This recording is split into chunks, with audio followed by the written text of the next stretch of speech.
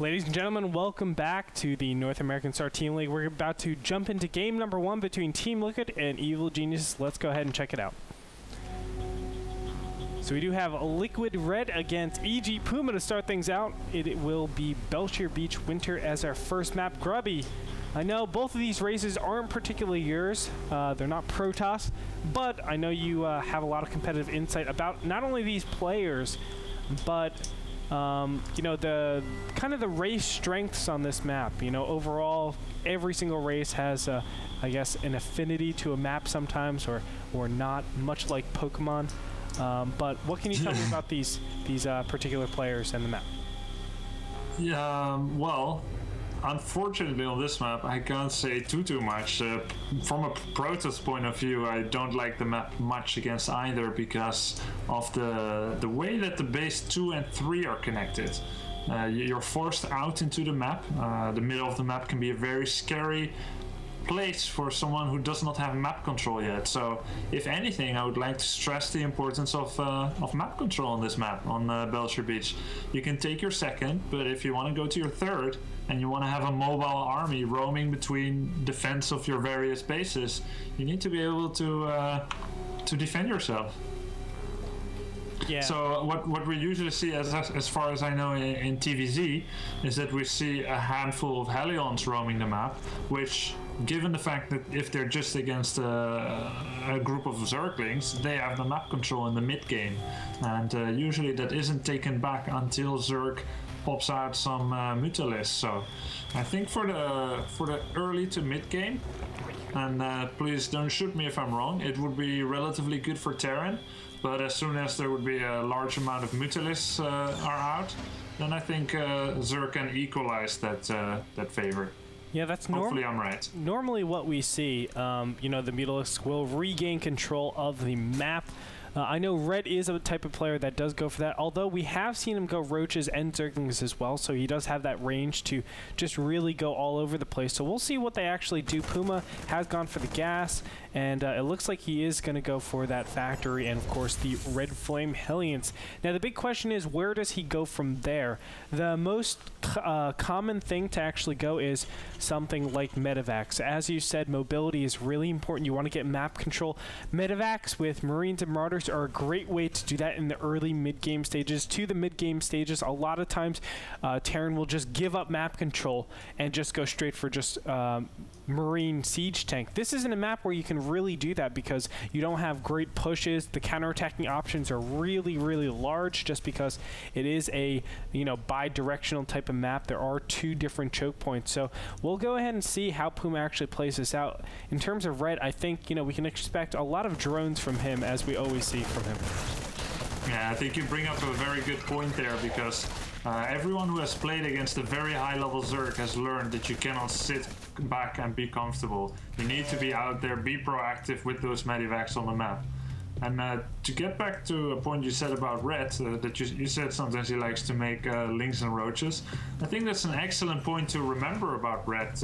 I've had the pleasure to play against him several times recently, and if there's one thing I learned from playing against him, is that there isn't a unit in the Zerg arsenal which he's afraid to make. Yeah. He might switch it up just for the heck of it, or he might switch it up based on what is useful in that situation.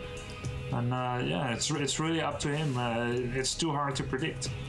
Yeah, which makes him a pretty dangerous person. I know a lot of people say that, you know, he might play a little bit risky. Actually, Red just trusts his reads so much. He's able to read his opponent just by these little subtle things. He gets these triggers and makes sure that he can stay safe against all these. Hellion's going to pop into the natural over here.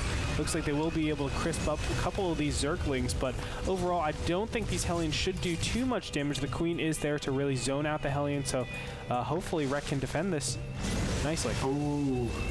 Watch out for those Hellion shots. Oh god. Getting a lot more done here than I thought that he should be. So far killed 3 drones. Pretty good result, because basically when you send those Hellion in this fashion, usually you expect to lose them. Maybe not doing too much, just get some info, but he's getting the most mileage out of them as he can, literally. Yep. killed a couple of Zerglings, killed some drones. That's pretty worth it, I think. Yeah, I agree. I mean, the intelligence that he got, and of course, Puma has remade his Hellions. That's one of the most important things. You need to remake your Hellions because if the creep spread gets insane in this early game stage, you can be in for a lot of troubles. Pushes won't work as well. Zergling's going to come up here, but they get shot down by those Hellions very fast. I like what we're seeing. It looks like a starport and 2 additional barracks have been made. So yes, he is indeed, Puma is indeed going for a bio-Hellion type army in this early game stage. I like it. Yeah, but I have to be a little bit critical. His supply depots seem to have been a little late this game. Yes. There have been points where he was stuck at 1919, 26-26, or 28-28, something like that. Those I feel were mostly incorporated in the build because early on he just made sure to always get the most out of his supply before the next one finishes. This one just now supply worked on 46-46. That was a little bit of a mistake. Oh gosh. But that's a pretty small mistake, and at the same time he positioned his Hellions nicely. They got a good blast there at the Zerglings, but look what we see here from Red. Is that normal? Well, this is a common type of all-in type of play. It's actually more economic. I shouldn't say all-in. It's, as you said, brutally efficient. And you know what? That supply, the supply cap that you were talking about earlier, that might be the death of Puma right here. I don't see any foreseeable way that Puma can actually stop this this onslaught of Zerg units that will be approaching the. So many Banelings being morphed in there. Lots of Roaches and Banelings. Banelings are going to be amazing against Marines. Roaches are going to have the job of holding off those Hellions, which are coming from the back, and the Banelings come in, moving in. They're killing lots of SCVs and Marines.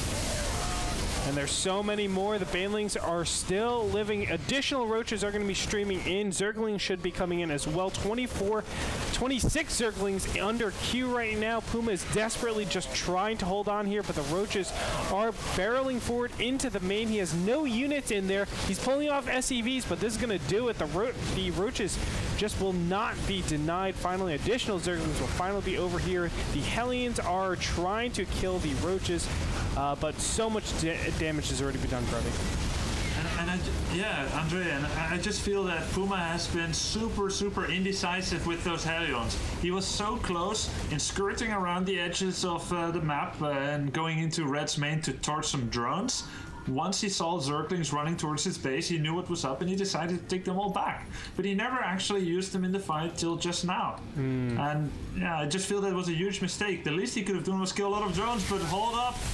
Stop the presses. Banelings coming in again. Puma had really low supply and Banelings coming in, killing bunker, marine, anything. There's nothing that he can do. Zerglings are finally going to just overrun this town, and that's going to be it. There is a counter drop, but that's not going to do anything. GG.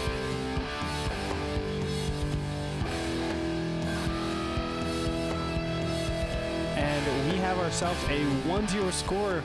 Puma's going to fall on Belshire Beach. Yeah, very important win there for Red. You know, it was, let's be honest, it was a very straightforward type of game, punishing his opponent. I mean, Red did a build that definitely punishes not only the supply cap that happened, but not going bunkers. Obviously, that is a build where it necessitates bunkers. You need to have them down, else Baneling, Roach, Zergling, any type of variation of those. In this case, we did see a little bit of each, but even a Zergling, Baneling all in, I think would have been perfect against what Puma did. All in all, you know, as I said, very straightforward game. Yeah, but I really like the addition of those Roaches.